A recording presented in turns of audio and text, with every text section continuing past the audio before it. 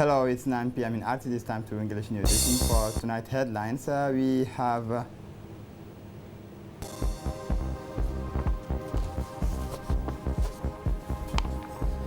the heavy rains were recorded throughout the country.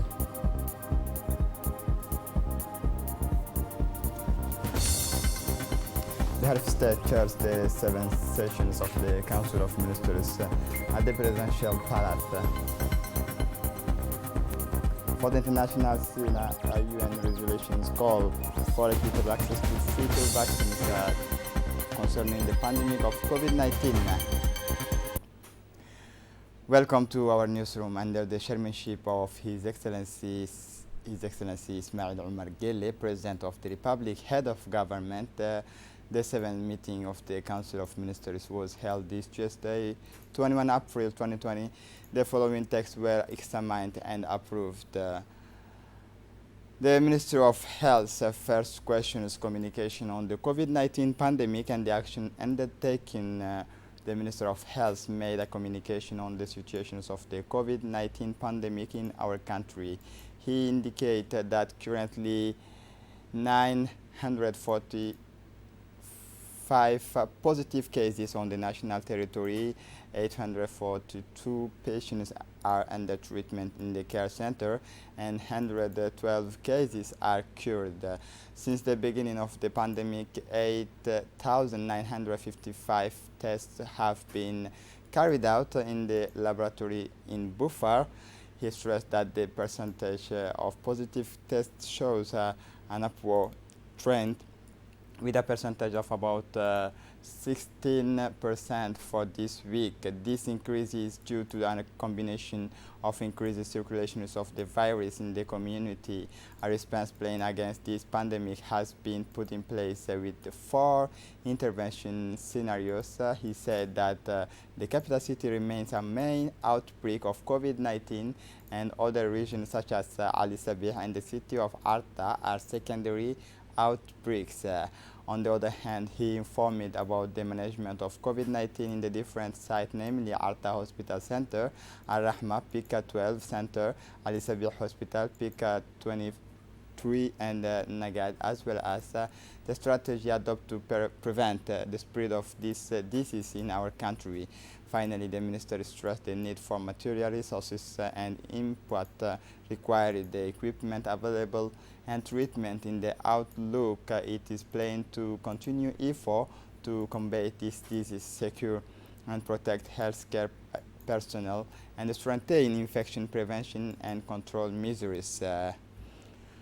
Concerning the Minister of Social Affairs and Solidarity, second question is communication on support measures for household impact by the consequence of COVID-19.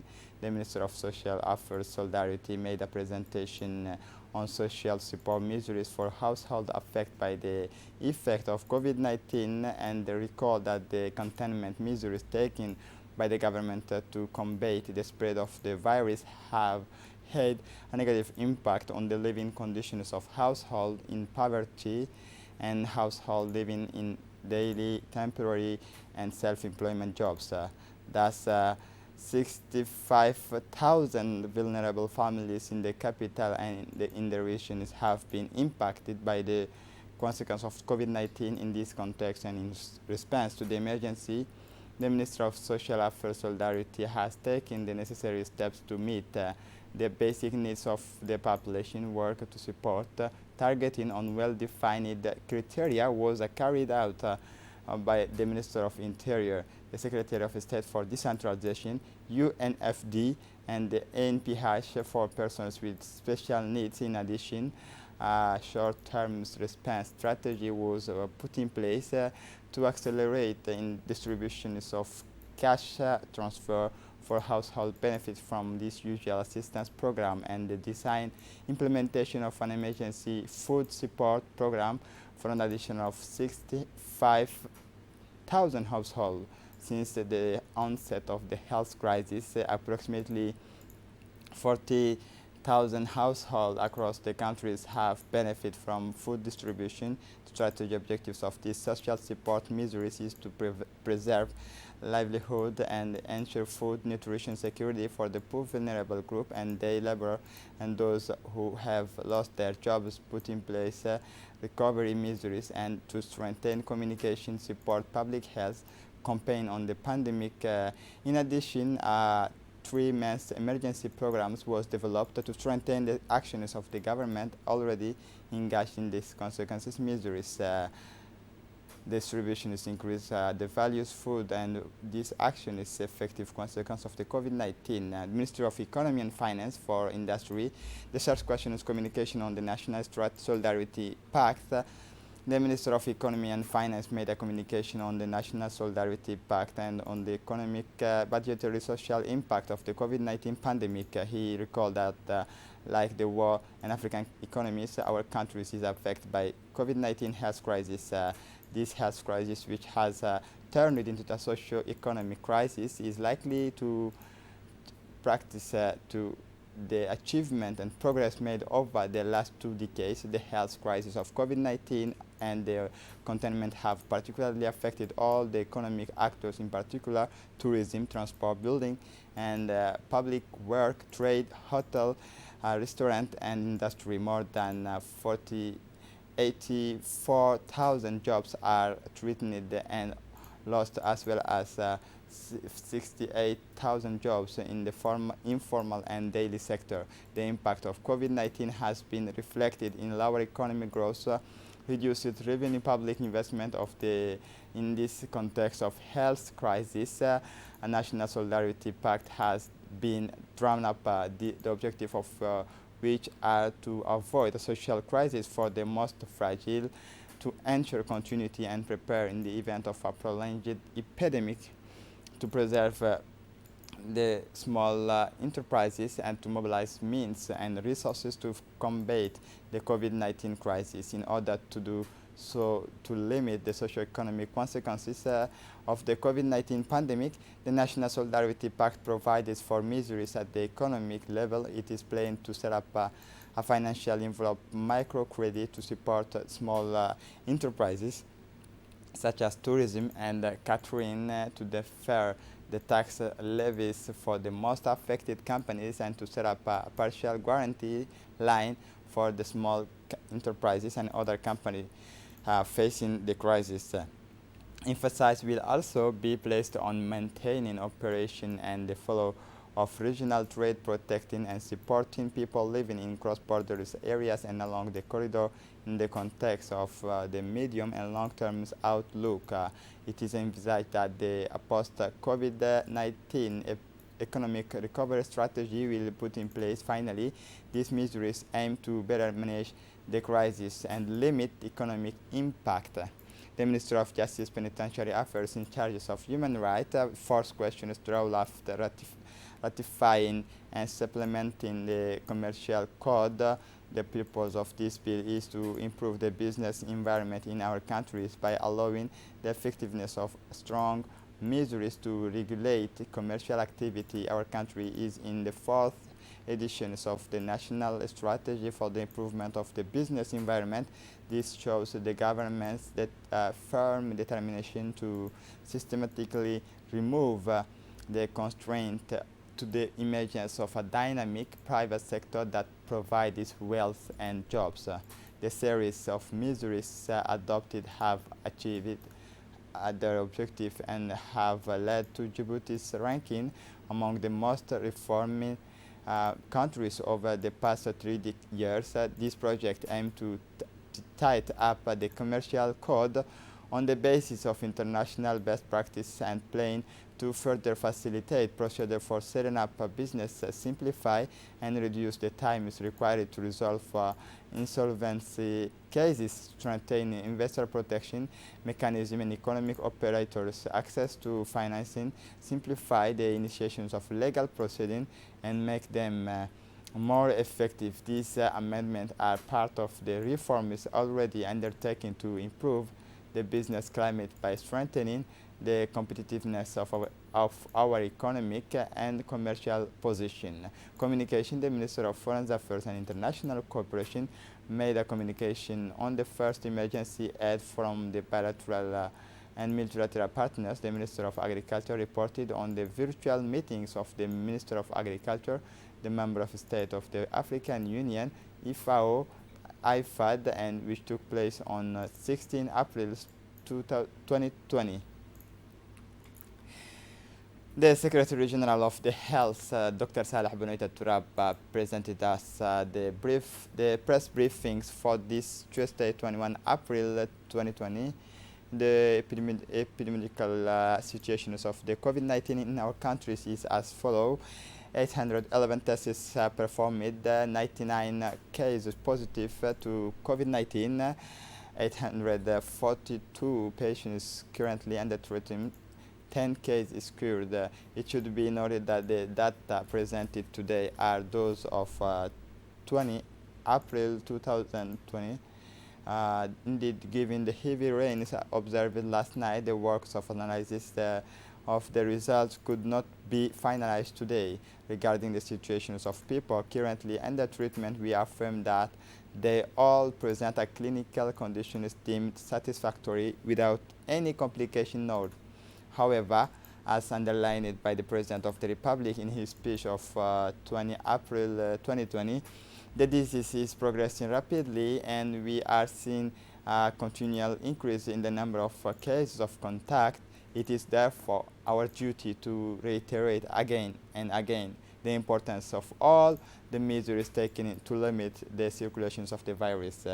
The Ministry of Health is not losing sight of the other health problem, especially in this rainy period where the risks of an upsurge is in vector-home disease is still present. Finally, concerning the situations of COVID-19 in total, 8,955 tests carried out, 945 positive case of COVID-19, 112 cured stay at home.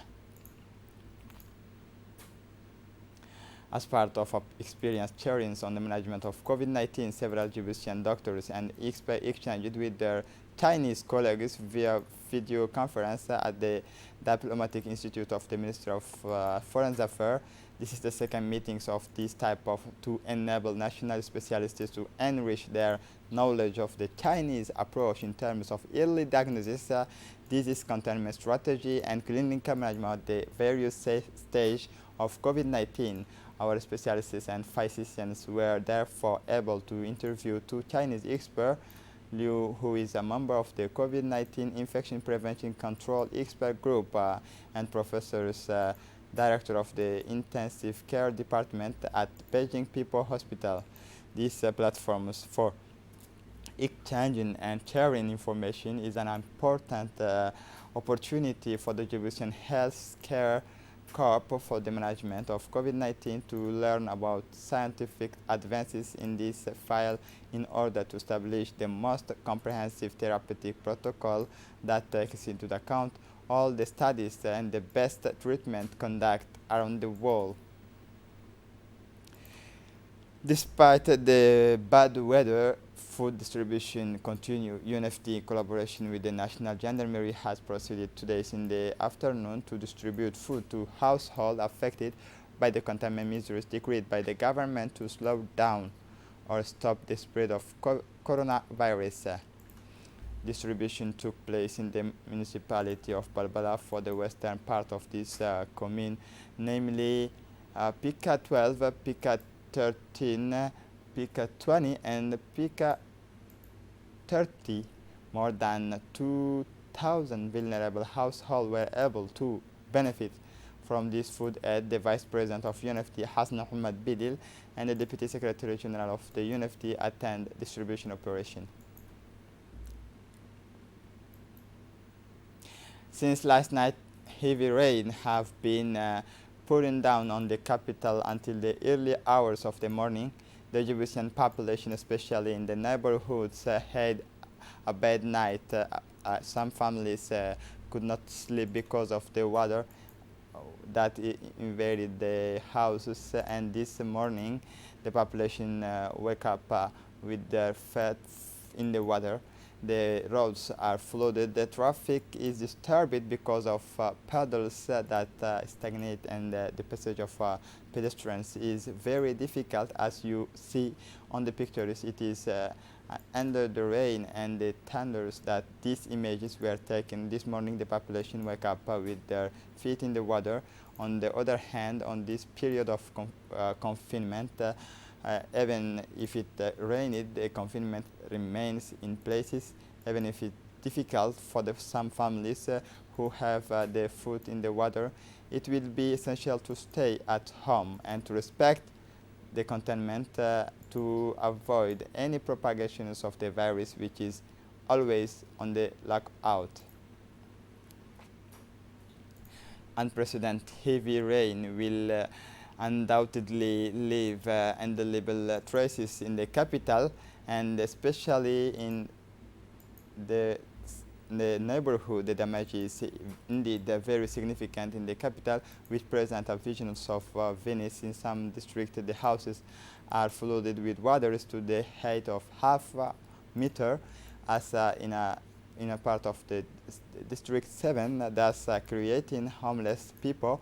The damages are more important in the Vietnamese district, and it is surrounding where torrent and mud water is washed away. No assessment of the damages has been provided, but according to life have been lost faced with these severe storms. In addition to the fight against the spread of COVID-19, rescue efforts are being organized. Firefighters are currently on the ground in the most affected areas of the capital to install motor pump and provide the necessary assistance to the population. For the international scene, the 193 members of the UN General Assembly on Monday, 20 April, adopted by consensus of resolutions calling for equitable to future vaccines against COVID-19. The crucial leadership of the World Health Organization is questioned by United States is also underlined, focusing on the health response. The text initiated by Mexico City, including approval from Washington, calls for strengthening international scientific cooperation to combat COVID-19 and intensify coordinations, including with the private sector. They call for all countries to be able to obtain vaccines come at time when many pharmaceutical companies and research laboratories are involved in their development. This vaccine is considered crucial to help neutralize the disease, represent a considerable financial stake. Unlike Council texts, Assembly resolutions are not binding but can have significant political value depending on the context. This is it for the news. Thanks for watching us.